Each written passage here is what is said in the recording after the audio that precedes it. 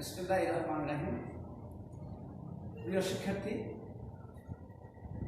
আমি তেগরিয়া হাই স্কুলের সহকারী প্রধান শিক্ষক হিসেবে আমার সকল ছাত্রদেরকে জানাচ্ছি শুভেচ্ছা আর তোমাদেরকে অনলাইন টিচিং লার্নিংয়ে সুস্বাগত।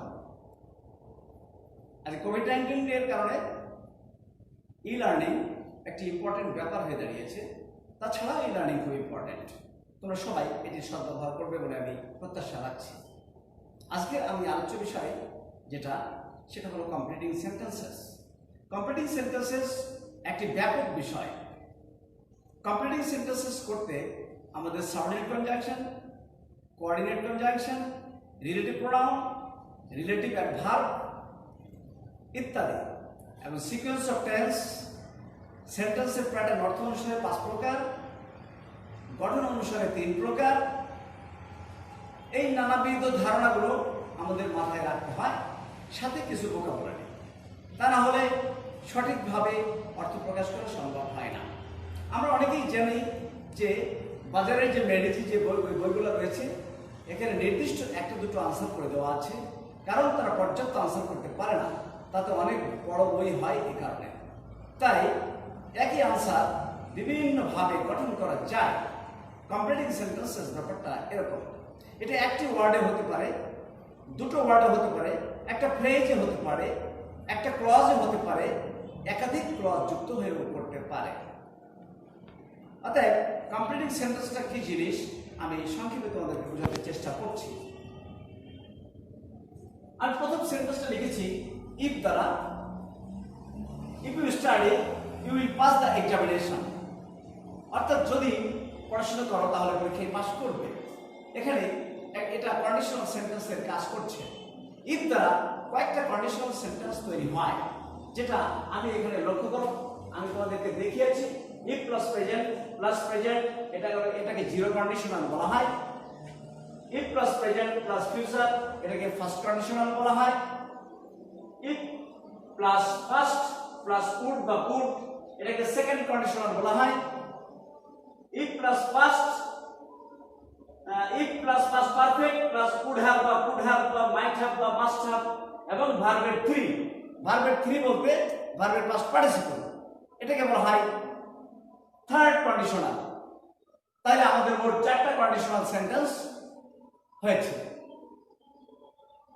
এবার আমরা এই ইফ দ্বারা যে বাক্যটা গঠন করেছি সেই বাক্যে আমরা যাব। ইফ দ্বারা এখানে আমি ইফ ইউ স্টাডি, এটা প্রেজেন্ট ইনডেফিনিট টেন্সে আছে, এটা ফিউচার ইনডেফিনিট টেন্সে আছে।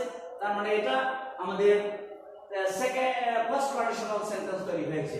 আমি এই একই সেন্টেন্সকে সমস্ত কন্ডিশনাল বানাতে পারি।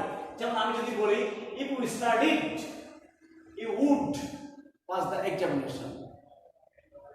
আবার এটাকে বলতে পারি, আমি সেকেন্ড কন্ডিশনাল করতে পারি ইফ, থার্ড কন্ডিশনাল করতে পারি if you had studied comma you would have passed the examination. তাহলে আমাদের ইফ দ্বারা 4টে clause, zero conditional, first conditional, second conditional এবং থার্ড কন্ডিশনাল আমি একটা সেন্টেন্স দিয়ে সপ্লাই করতে পারি। আমরা প্রশ্ন দেখব, যেভাবে আছে আমরা সেইভাবে আনসারটা করব। আরেকটি কথা বলতে হবে, সেটা হলো আমার প্রশ্নে যদি এই অংশটা প্রথম অংশ ফাঁকা থাকে, তাহলে দ্বিতীয় অংশটাকে অনুসরণ করে আমরা প্রথম অংশ ব্যবহার করব। আবার যদি দ্বিতীয় অংশ না থেকে প্রথম অংশ দেওয়া থাকে প্রশ্নে এবং দ্বিতীয় অংশ ফাঁকা থাকে, তাহলে প্রথম অংশের উপরে ডিপেন্ড করে আমরা পরবর্তী অংশ ব্যবহার করব।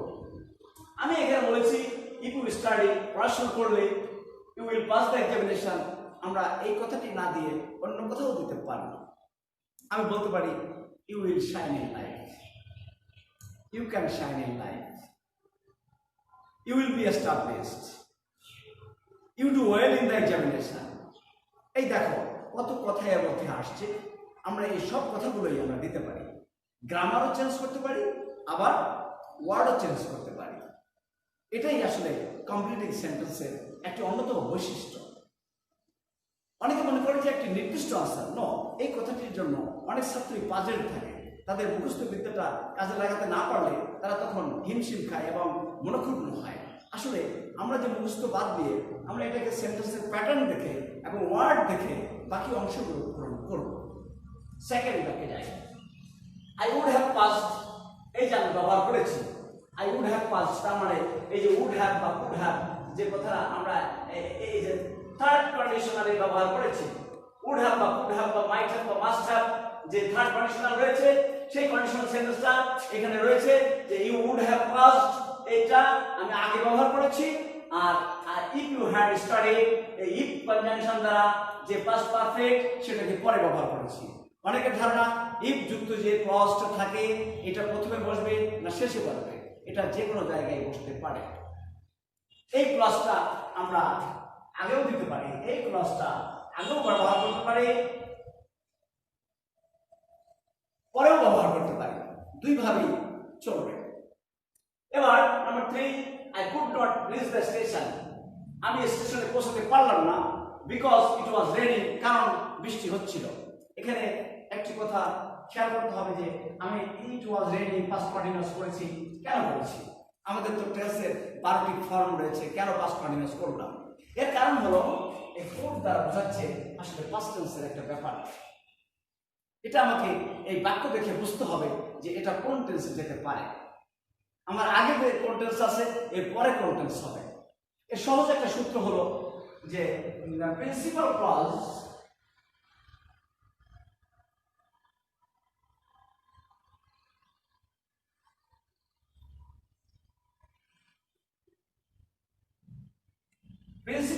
যদি পাস্ট টেন্স থাকে তাহলে subordinate clause ultimately past tense করতেই হবে। আর যদি প্রিন্সিপাল ক্লজ প্রেজেন্ট বা ফিউচার টেন্স থাকে তাহলে সাবঅর্ডিনেট ক্লজ যে কোনো টেন্স হতে পারে। আমি আশা করি ব্যাপারটি ক্লিয়ার। নেক্সট, আমি এই ব্যাপারটাকে আরো করতে পারি, অন্যভাবে করতে পারি। সেটা হলো I could not reach the station, আমি স্টেশনে পৌঁছতে পারলাম না বিকজ ইট ওয়াজ রেইনিং। এই কথাটি না দিয়ে আমি অন্য কথাও দিতে পারি, because I was late, because I was in a danger. বিভিন্ন কথা আমি ব্যবহার করতে পারি অর্থ অনুসারে, তবে সেটা অর্থ অনুসারে বাক্যের সাথে অ্যাডজাস্ট করে ব্যবহার করতে হবে। Next, he knows that you are honest, সে জানে that the conjunction, the subordinate conjunction. এবং সাবঅর্ডিনেট কনজাংশন সম্পর্কে আমি এখানে একটা নোট ব্যবহার করেছি। তোমরা এখানে যতগুলো আছে এর বাইরেও আরো একটা আছে, আমি উপস্থিতভাবে লিখেছি, এর বাইরেও আরো একটা আছে। সাবঅর্ডিনেট কনজাংশন, এর সবগুলি সাবঅর্ডিনেট কনজাংশন।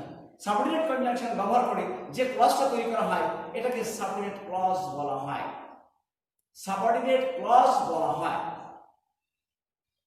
তাহলে দ্যাট এর পরে যে ক্লজটা রয়েছে এটা সাবঅর্ডিনেট ক্লজ। আর হি নোজ প্রিন্সিপাল ক্লজ। তাহলে শি নোজ, সে জানে, দ্যাট ইউ আর অনেস্ট, তুমি সৎ। কথাটা ঠিক আছে। আবার দ্যাট ইউ আর অনেস্ট কথাটা আমি না দিয়ে আমি বলতে পারতাম that you are sincere, that you are punctual, that you are good, that you are nice, that you have done well. নানা রকমের কথা ব্যবহার করা যেতে পারে। আবার এটা না বলে আমি এইখানেও ফাঁকা থাকতে পারে, তখন আমি কি বলবো? That you are honest. এই কথাটি যদি প্রশ্নে থাকে আর এই জায়গায় যদি ফাঁকা থাকে তাহলে আমি বলতে পারি she knows অথবা she understands, she is clear, she is sure অথবা I am sure। বিভিন্ন রকমের কথা এখানে আসতে পারে। তাহলে যে জায়গায় ফাঁকা থাকবে সেই জায়গাটা বসানোর জন্য বাকি জায়গাটার উপরে আমাদের নির্ভর করতে হবে।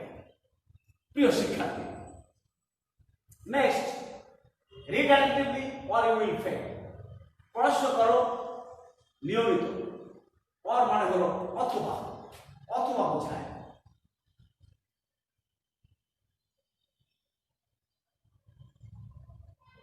অথবা read attentively or you will fail, নিয়মিত পড়ো অথবা ফেল করবে। আমি এটাকে ফেল না করে আমি এইভাবেও দিতে পারি এই ক্লজটাকে, ইউ উইল ফেল না দিয়ে ইউ উইল নট সাকসিড, এটাও correct. You will not be able to do well in the examination, এটাও correct. You will not shine in life, এটাও হতে পারে। তাহলে দেখো আমি অনেকগুলো কথা এখানে এক্সপ্রেশন পড়েছি, এক্সপ্রেশনের কোনো শেষ নেই, বহু রকমের এক্সপ্রেশন এখানে প্রযোজ্য হতে পারে। তুমি একভাবে ব্যবহার করেছো, আমি একভাবে ব্যবহার করেছি। বোর্ডের খাতা দেখার সময় বোর্ড থেকে একটি আনসার স্ক্রিপ্ট তৈরি করে দেওয়া হয়, যারা হেড এক্সামিনার তারা আনসারটা তৈরি করে অপশন দিয়ে। কোনো কোনো প্রশ্নের একাধিক অপশন থাকে, বিশেষ করে কম্পারেটিভ সেন্টেন্সের সবচেয়ে বেশি অপশন থাকে। এই অপশনগুলো দিয়ে আমরা এক্সামিনারদের হাতে ধরিয়ে দিয়ে থাকি। যাই হোক, এবার number 6, wait until I come. Until একটি কনজাংশন এবং এটা সাবঅর্ডিনেট কনজাংশন। আমার মনে হয় এখানে আছে আনটিল, হ্যাঁ আছে এখানে সাবঅর্ডিনেট কনজাংশন। তাহলে এই সাবঅর্ডিনেট কনজাংশন দিয়ে এখানে যে ক্লজটা হয়েছে এটা সাবঅর্ডিনেট ক্লজ, আর এটা হলো প্রিন্সিপাল ক্লজ। তাহলে আমার এই অংশ যদি ফাঁকা রাখে তাহলে আমি আনটিল আই কাম, আমি এভাবে না বলে আমি অন্যভাবে বলতে পারি until I come back, until I reach, পৌঁছাতে পারি ইত্যাদি। এইভাবে আমরা অর্থ সম্পন্ন একটি বাক্য গঠন করার জন্য যা দরকার তাই করব। Number 7, the patient had died before the doctor came. ইংরেজিতে টেন্সের গঠনে একটি ব্যবহার রয়েছে, বিফোর এবং আফটারের ব্যবহার রয়েছে।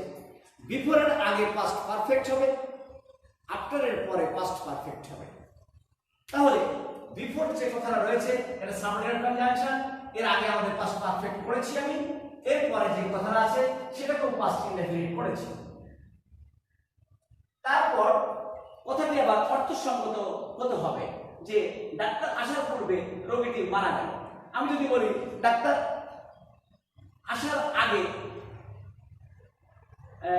রোগীটি মারা গেল, এই কথাটা না দিয়ে যদি অন্য কোনো কথা দেই যা এর সাথে সম্পৃক্ত হবে না বা ভালো হবে না, আমাকে দেখতে হবে যে এর সাথে অ্যাডজাস্ট করতে পারে ভালো, রোগীর সাথে ডাক্তারের একটি সম্পর্ক রয়েছে আমি জানি, সেই হিসেবে আমরা এই কথাটি ব্যবহার করেছি। Next, I am sure of my success. এখানে এই বাক্যে কোনো কনজাংশন নেই, কোনো রিলেটিভ প্রোনাউন নেই, কোনো রিলেটিভ ভার্ব নেই, এটা সিম্পল সেন্টেন্স। এটা ট্রান্সফরমেশনের কথা অনুসারে, ভাষা অনুসারে এটা সিম্পল সেন্টেন্স। এখানে ট্রান্সফরমেশন চলে এসেছে। কম্পারেটিভ সেন্টেন্স করতে গেলে আসলে অনেক গ্রামার চলে আসে, এখানে ট্রান্সফরমেশনের সাথে একটি বিশেষ রিলেশন রয়েছে। I am sure of my success, হয়তো কোশ্চেনে এই জায়গাটা ফাঁকা রেখেছে, অফ মাই সাকসেস কথাটাকে ফাঁকা রেখেছে, তখন আমি আনসারটা এইভাবে করতে পারি যে I am sure of my success, আমার সফলতা সম্পর্কে আমি নিশ্চিত। আবার এই বাক্যটি আমি এইভাবে না দিয়ে, অফ মাই সাকসেস কথাটা না দিয়ে আমি বলতে পারি that I will succeed. I will succeed. এইভাবেও হতে পারে। এখন এই দ্যাট দিয়ে যে কনজাংশন যুক্ত করেছি, এরপরে একটা ক্লজ তৈরি হয়েছে। একটা ক্লজ তৈরি হওয়ার জন্য একটি সাবজেক্ট লাগে এবং একটি ফাইনাইট ভার্ব লাগে। এই যে শ্যামিল এবং এটা মূল ভার্ব, এরপর ফাইনাইট ভার্ব, এভাবে একটি ক্লজ গঠন হয়। আমি এর সাথে আরেকটি কথা বলবো, আমাদের শিক্ষার্থীরা যে ভুলগুলো করে থাকে, আমি খাতা দেখার অভিজ্ঞতা থেকে, আমি একজন বোর্ডের হেড এক্সামিনার এসেছি, আমি সেই এক্সপেরিয়েন্স থেকে আমি জানি বেশিরভাগ ছেলেরা আই উইল সাকসেস এখানে ব্যবহার করে থাকে। আসলে শ্যাল বা উইল হলো অক্সিলারি ভার্ব, এর পরবর্তীতে যেটা হবে এটা ভার্বের জায়গা, এটা নাউনের জায়গা নয়। সাকসেস হলো নাউন, সাকসিড হলো ভার্ব। অতএব শিক্ষার্থীরা, আমার প্রিয় শিক্ষার্থীদের কাছে আমার পরামর্শ, তারা যেন এই ভুলটি না করে। Next, I am sure that I shall succeed, যে কথাটি আমি পরবর্তীতে আবার ব্যবহার করেছি। ঠিক একই জিনিস দুইভাবে আমি দেখিয়েছি। আমি আশা করি তোমরা ব্যাপারটি বুঝতে পেরেছ। আমি এখানে এক্সপ্লানেশনে বলেছি, কন্ডিশনালের ব্যাখ্যাগুলো আমি বলেছি, 4টা কন্ডিশনাল রয়েছে এবং এখানে সাবঅর্ডিনেট কনজাংশন সম্পর্কে কিছু উল্লেখ করেছি। এর সাথে তোমরা এই লেকচারটিকে অ্যাডজাস্ট করবে এবং আমার যে কথাগুলো বলেছি এই কথাগুলোকে এর সাথে অ্যাডজাস্ট করলে তাহলে তোমরা অনেকগুলি ব্যাপার ক্লিয়ার হয়ে যাবে। তোমরা এই লেকচারটি সদ্ব্যবহার করবে আর তোমাদের সমস্যা থাকলে আমাকে জানাবে। আশা করি আমি তোমাদেরকে আনসার দেওয়ার চেষ্টা করব। Actually, English class should be maintained completely in English because this is foreign language and this is English class. But for the situation, teachers are bound in our country to express their views in English and Bengali mixing language. আমি শিক্ষার্থীদেরকে স্বাগতম জানিয়ে এবং তাদের উজ্জ্বল ভবিষ্যৎ কামনা করে আজকের মতো এখানেই আমার লেকচারটি শেষ করছি এবং এর পরবর্তীতে আরো পর্যায়ক্রমে বিভিন্ন গ্রামারের লেকচার আসবে, তোমরা অপেক্ষায় থাকবে। সবাইকে ধন্যবাদ।